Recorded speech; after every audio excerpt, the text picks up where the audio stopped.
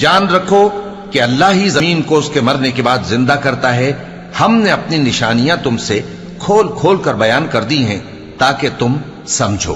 جو لوگ خیرات کرنے والے ہیں، مرد بھی اور عورتیں بھی، اور اللہ کو نیک نیتی سے قرض دیتے ہیں، ان کو کئی گنا ادا کیا جائے گا اور ان کے لیے عزت کا صلہ ہے۔ اور جو لوگ اللہ اور اس کے پیغمبروں پر ایمان لائے، یہی اپنے پروردگار کے نزدیک صدیق اور شہید ہیں۔ ان کے لیے ان کے اعمال کا صلہ ہوگا اور ان کے ایمان کی روشنی بھی ہوگی۔ جن لوگوں نے کفر کیا اور ہماری آیتوں کو جھٹلایا، وہی اہل دوزخ ہیں۔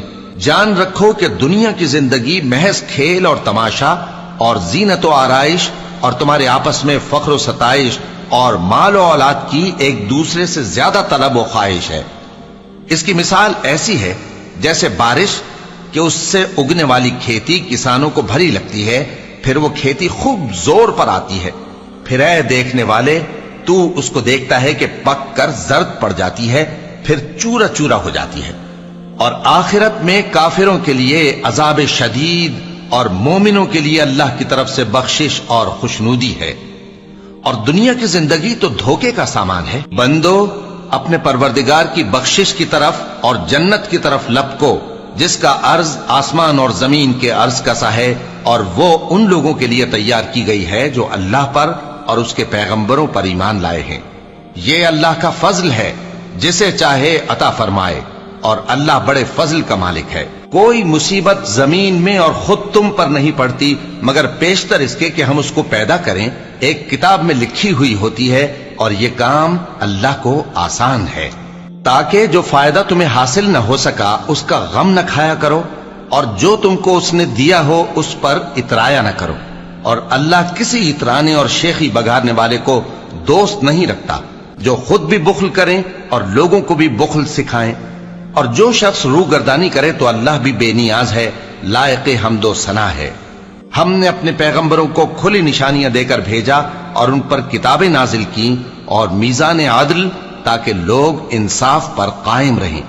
اور لوہا پیدا کیا کہ اس میں اسلحہ جنگ کے لحاظ سے زور بھی بہت ہے اور لوگوں کے لیے فائدے بھی ہیں، اور اس لیے کہ جو لوگ بن دیکھے اللہ اور اس کے پیغمبروں کی مدد کرتے ہیں، اللہ ان کو معلوم کرے۔